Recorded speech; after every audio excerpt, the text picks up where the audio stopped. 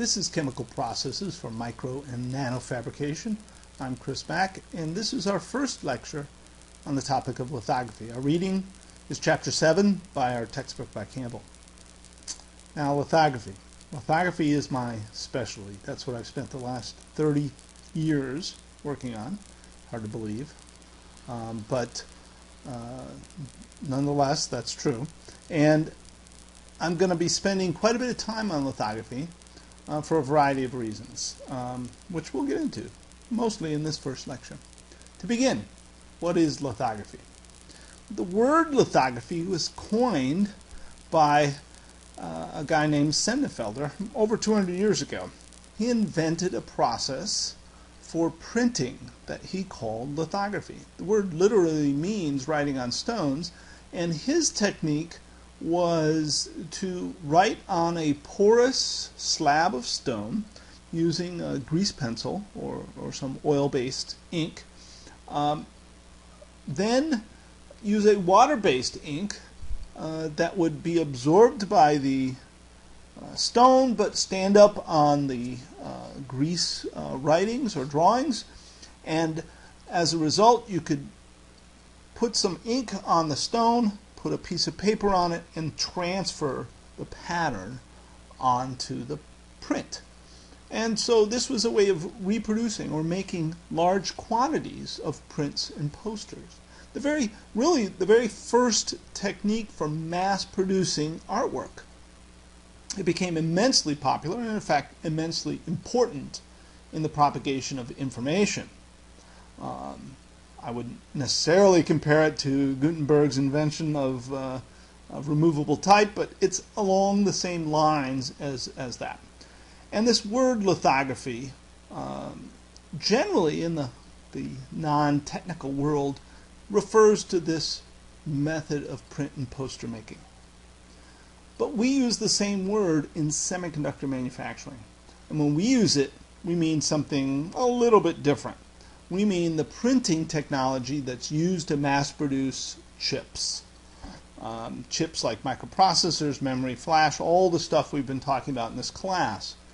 And the technology is quite a bit different, but there are enough similarities where the use of the word lithography is still justified.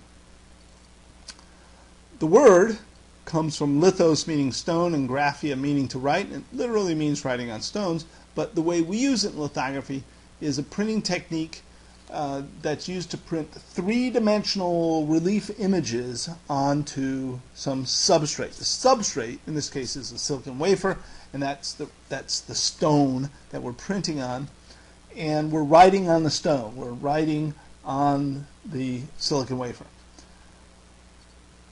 The difference between lithography and photography is this idea that we're printing three-dimensional patterns, that we're able to etch and transfer these patterns in a way that we don't do with photography, in which we create a two-dimensional image, which is still important and useful, but not the same thing as lithography.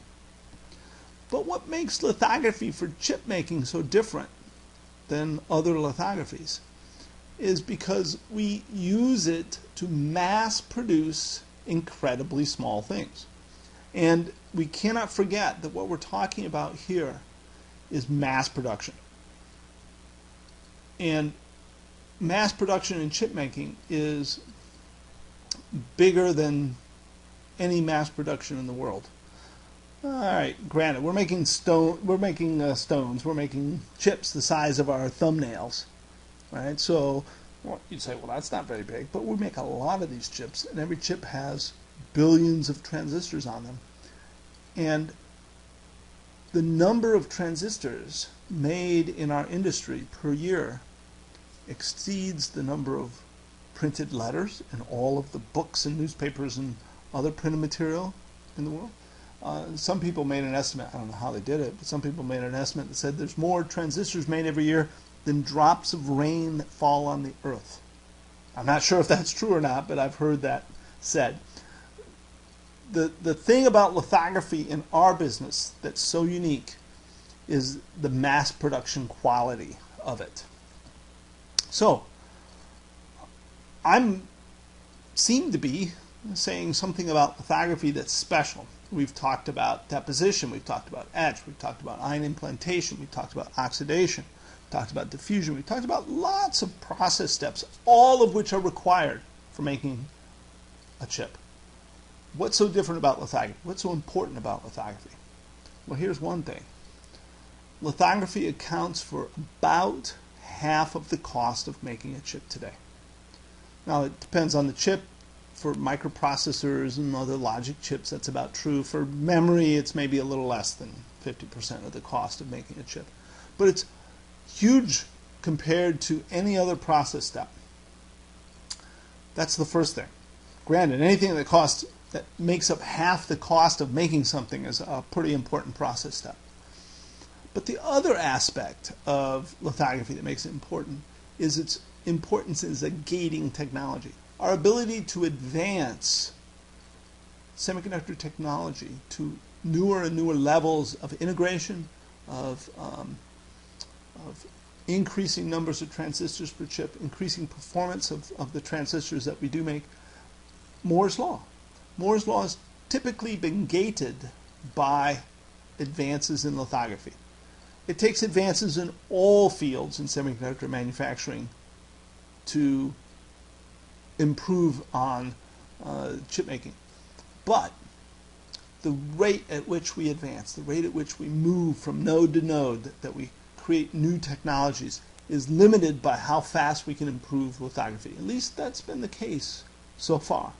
May not be the case in the future, but up till today that's been historically the case. So that's the second reason why lithography is important. And it's so important, in fact, that we continue to push the idea that lithography must advance.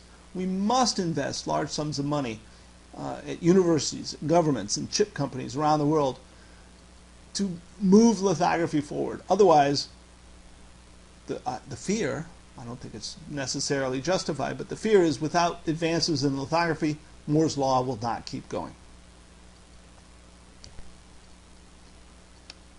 In 1961, we were making integrated circuits with on the order of 4 transistors.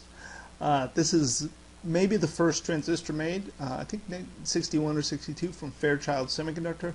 The feature sizes were on the order of 25 microns, or about a 1,000th of an inch. 50 years later, we were making feature sizes on the order of 25 nanometers. That's a millionth of an inch. That's 1,000 times improvement in the feature size. And if we look at the size of 1 pixel, minimum feature size by minimum feature size square element, that's 10 to the 6 or a million times improvement. So that's been a big part of our ability to cram more features into an integrated circuit. But lithography is about more than just making features smaller.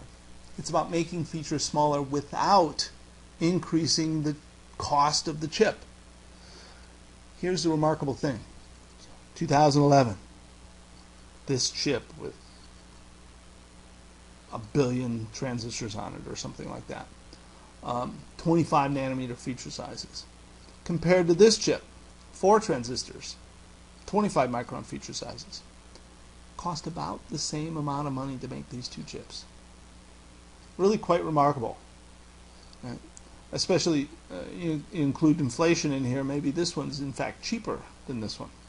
This chip sold for, well, this chip didn't sell, but a few years later they started commercially producing chips, and they sold for, on the same order, $100 maybe, as what this chip cost in 2011, and that's without including inflation. So you think that the ability to reduce the feature size and print more and more transistors on one chip is quite remarkable, and it is. But that's not the most remarkable thing, in my opinion. The most remarkable thing is we've been able to do this without an increase in cost of making a chip. So a dozen transistors in the early 60s cost about as much money to make as a billion transistors today. Now, we've been talking about feature sizes for quite some time, but lithography is kind of the home of where feature size matters the most. So let's review a little bit what small really means. Everyone talks about small in terms of fractions of the size of a human hair. I know it's a little bit silly, but a human hair is on the order of 70 microns in dimension. It actually varies quite a bit from 60 to 80 or 90, but nonetheless, we'll think of a human hair as a diameter of 70 microns. A red blood cell, on the other hand, you can see there's not just one size for a red blood cell. It's about 6 to 10 microns in size, so I'll call it 7 microns. So a factor of 10 smaller. Here's a white blood cell, almost the same size as a red blood cell. So 10 times smaller, we're at the red blood cell level, 7 microns. We go a factor of 10 smaller, and we have 700 nanometers, which is the wavelength of red light. We go about 10 times smaller than that, and we're at 70 nanometers. That is the diameter of a retrovirus. Retrovirus, the virus that causes the common cold.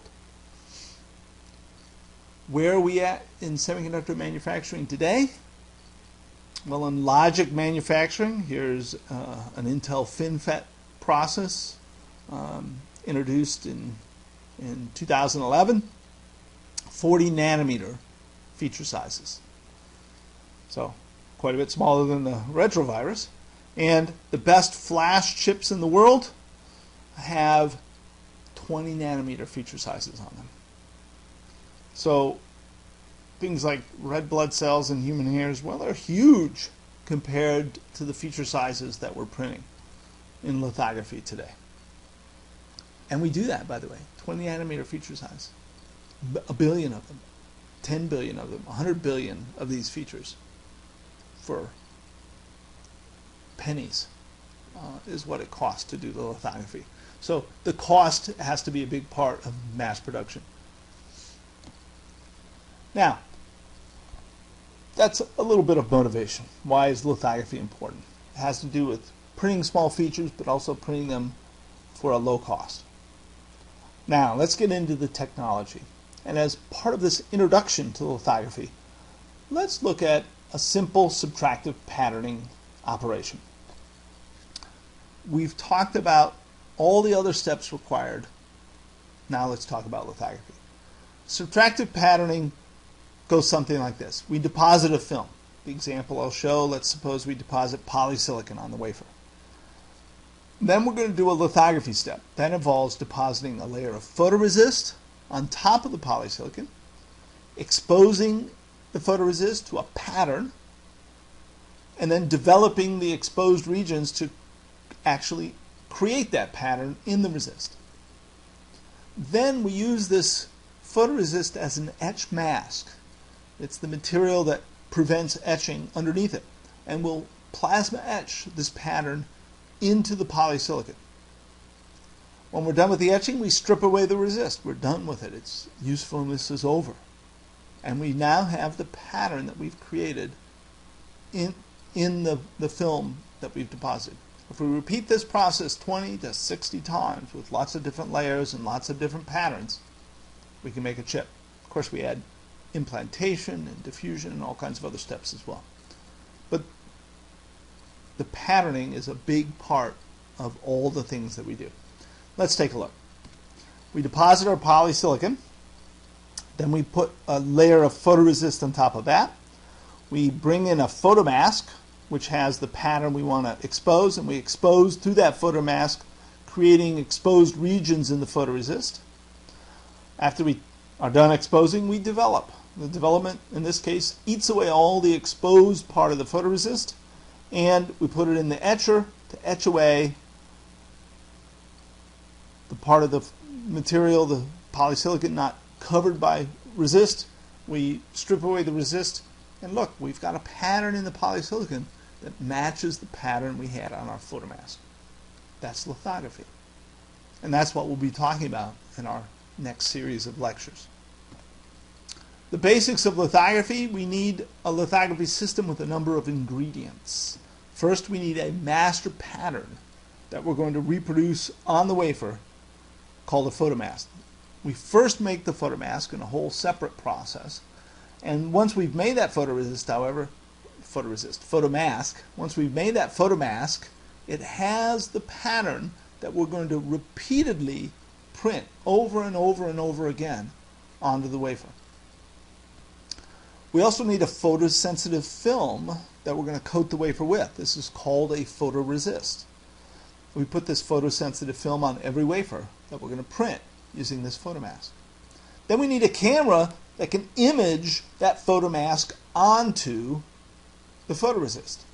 This special camera is called a stepper in one configuration or a scanner in another. We project an image of the photomask onto the photoresist. It causes the chemical changes in the photoresist in which the image is printed or embedded. We then need a tool for processing that photoresist. That tool involves coating the resist on the wafer and baking the wafer to stabilize the film after we've coated it. And then after we do this exposure step, we need to develop, using a developer, develop the patterns. The equipment that does all this photoresist processing is called a track, photo processing track. And here's a cartoon of what that might look like. So the wafer comes in, and we have kind of a linear arrangement here, shown here, but doesn't have to be linear, but nonetheless we'll think of it that way. A wafer comes in, we pour some liquid photoresist on and spin it on. We'll talk about the spin coating process a little bit later.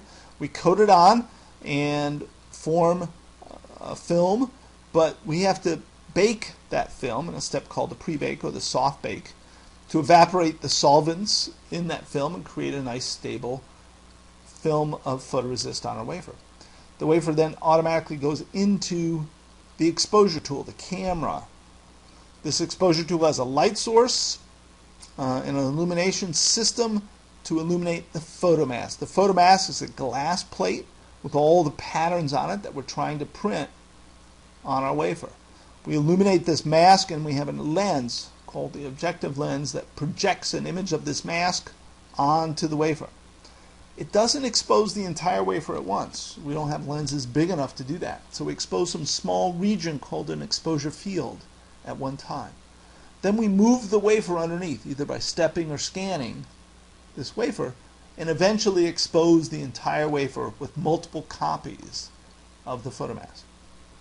When we're done, we have to process the photoresist to develop the pattern. We do that in two steps. First, a bake step called the post-exposure bake, or PEB, and a develop step, where we spray some or pour some developer on the wafer, and it etches away the exposed or potentially the unexposed portions of the photoresist. We generally have some metrology, some measurements that are made to ensure that all things about this lithography step have worked out properly. And the combination of the stepper or scanner, the big camera that we use, and the photoresist processing, which is the track, combined together is something we call a photocell. And we link these two things up directly. So we have fresh wafers coming in and completely patterned, completely imaged and developed wafers coming out the other end. Here's some examples of what these exposure tools look like today. The two largest vendors of exposure tools are Nikon and ASML. So here are pictures of those tools. Light source coming in. Here's the photomask showing up at the top. The lens that projects the mask onto the wafer, and the wafer is sitting down here on a stage which moves back and forth to print the pattern. We show a stack of different photomasks that can be quickly switched out, and the wafer handling system here to bring wafers in and out as needed. To give you a feel for how big this equipment is, you see that this computer screen here, well, that's about the average height of a human. So a person standing here in front of the tool, their head would be about here. All right, that'll give you a feel for how big this piece of equipment is here, and here's the screen over here on the Nikon. So the basic layout of both of these tools are similar, and you get a feeling for how big they are. And how big this lens is. The lens itself is close to 2 meters tall, at least over a meter tall. That's the lithography tool. We also have the track equipment that is coupled to that tool. Here's an old track. This is the kind of track I used to use when I was working in a fab many years ago. This is an SVG88 Silicon Valley group, and it's probably circa 1988. It's got some wafer carriers here and here, and the wafers move through the track like this, straight through from here to the other side where they get collected. We've got bake steps here and here, and we've got coat steps here. Maybe on one side it's coating, on the other side it's developing. Well, this old system has now been replaced by a much newer system. This is a Tokyo Electron Limited track system, which is very popular today. It's gigantic. Again, you see the computer screen here is about the height of a normal human being, to give you a feel how big this is. And it's got dozens of stations for coating and baking and developing and doing all the things it takes to process the wafers.